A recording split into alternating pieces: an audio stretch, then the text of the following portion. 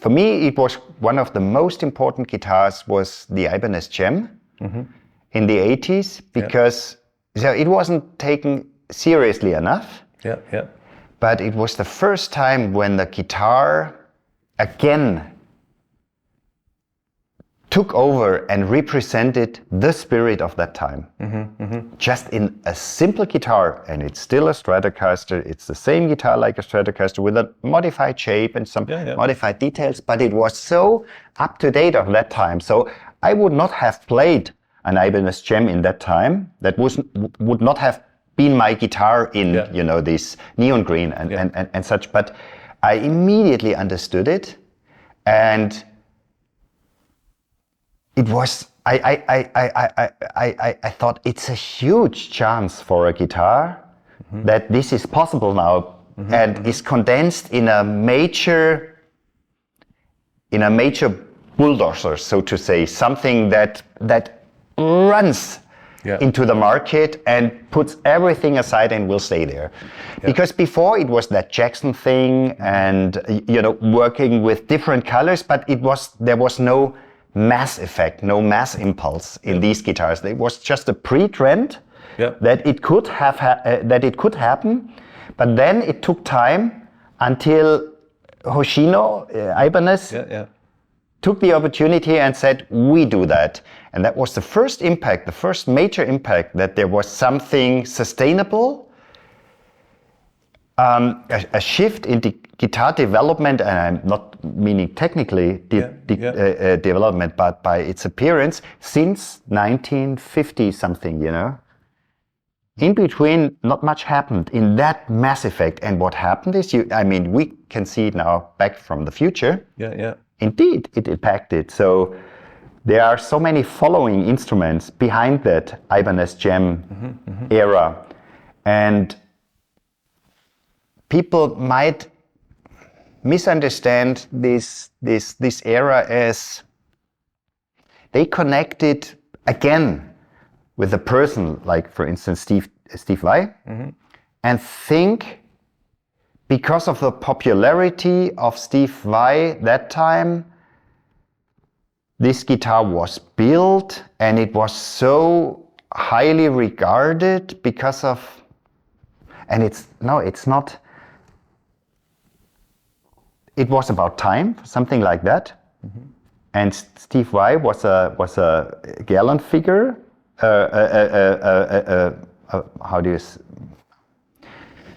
The figure you have on the ship on front. What is the name for that? Oh, the carved figure. Okay, I know what you're talking about, like the mermaid at the front. Yeah, the mermaid. Something of the. So there's an expression for that. That means it's something you present yourself with. Sure. In other words, Steve Vai was the endorser for that. Yes. In all meanings, the endorser for that, but he was not the source. He was not the reason for why this happened. And I would even say David Lee Roth has been, not playing guitar, has been by its spirit, by his attitude, much more an endorser for this kind of guitar, even if you never have seen him play this guitar. So it was already there in the air. And it was the company, or Joe Hoshino and Mike Shimada, who recognized with the Japanese thinking what is there, and we can do that now. So that was really a big impact, and it had to do with colors, and it had to do with distinctive colors.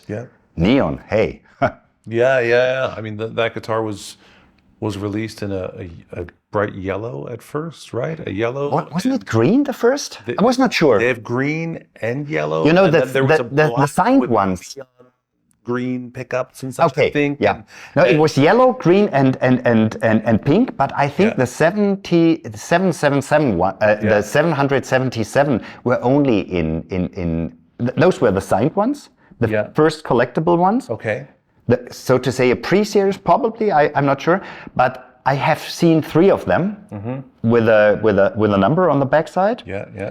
And all of them were in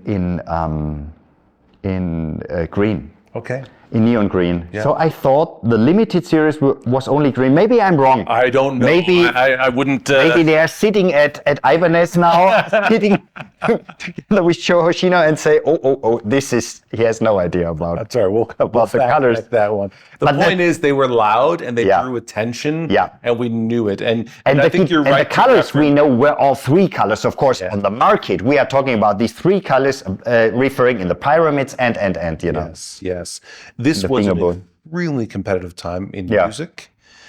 The musicians were competing in this one-upmanship, you know, it's I can play faster, I can play cleaner, I can play with a power drill. Yeah. You know, like it was. And the JEM was the sports guitar for that. Yeah. And anybody who was really pushing the limits ended up with Ibanez. It was Satriani and Vai and Paul Gilberts and all these guys, you know, and the only exception was Steve Malmsteen.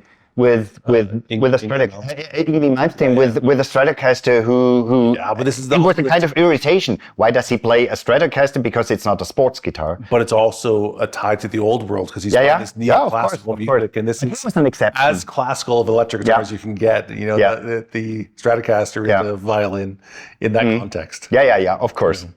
You know, he also had a dragon on stage. But all of the high-speed players played the JEM and the followers of these guitars. And the Jacksons and such of the time. Yeah, but the Jacksons were not mass market, in my perception. Oh, the figures were smaller than, so you saw much more Ibanez guitars than Jacksons because the Jacksons were really expensive. Well, they followed. So Charvel, Jackson, Kramer were first. Of course. And then ESP and Ibanez sort of were the second. Ibanez did not. They got the benefit of the developed market already. No, Ibanez was not the inventor of this color set. This is not what I mentioned, but Ibanez was the power machine running into the market and shouting out, "Here we are!" And everybody listened to that. Yes. While Jackson was something like the cool people. Played Jackson, the discoverers discovered Jackson and expressed themselves to Jackson. But the variety of identities of the Jackson guitars was so vast that you could maybe refer only to the brand as such, to Jackson. But what was Jackson? Was it the Randy Rhoads? Was it the strut with the real strut shape without the round radiuses, but front side shape? So it could have been so differently. Many eras on that. I really like that guitars because they also emphasized the trend, but they were not, you know, the bulldozer running into into a building and said, "Here we are." That was Ibanez, and that at the end brought all these. When you say that the Jackson kind of guitars were the explosion of species in that time, the evolution that remained was Ibanez and followers. And Jackson is a kind of modern vintage now. I mean, not the nowadays Jackson, what Fender does. I mean, the historical Jackson are kind of modern vintage. I would agree with that. And the JEM was something quite different. And the Universe, the 7-string. That was something of course. That we were all really talking about. Didn't know what to do. So that was something that is directly connected to Steve Vai. Of course, the Universe 7-string. This is really Steve Vai, but it's only it has only a sub meaning in this Baldoser impact. It was a really strong impact, and I don't think that there's very many people talking about that because a lot of the people who are running guitar media and such are really still very focused on the first major movement of guitars, and they don't take this second movement. I call this the second movement. Yeah, for me it was the second movement. So they don't take this second movement seriously. They still laugh at it. Yeah, and I remember when I worked as a repair guy on guitars. No one took those guitars really seriously because so Jackson was always more important than Ibanez, and simply Jackson was something like 4,000 Deutschmarks, while Ibanez was 2,000 Deutschmarks. So the more expensive was the more important for people here because it was different when you lived in Los Angeles. You got across the development, or you lived next door to door, so to say, to the heart of that second movement. But here it came over the ocean just with a delay. So no one took those guitars serious. They say the slim neck, which was a trend, of course, like a 17 millimeter neck, that was really really slim. But people didn't take those guitars serious, and the guitars they took serious in that time was not the guitars from the 50s, the vintage one, but the other two humbucker guitars which allowed you to make loud music, and it was not yet the Les Paul here, the trend. It was like maybe the ESP, not the ESP, it was the Jackson, which was more taken seriously. Yeah. And the Ibanez JEM was underrated, but sustained. Thank you for watching and listening. You can find more episodes wherever you listen to your podcasts, and a special thanks to those who support us on Patreon.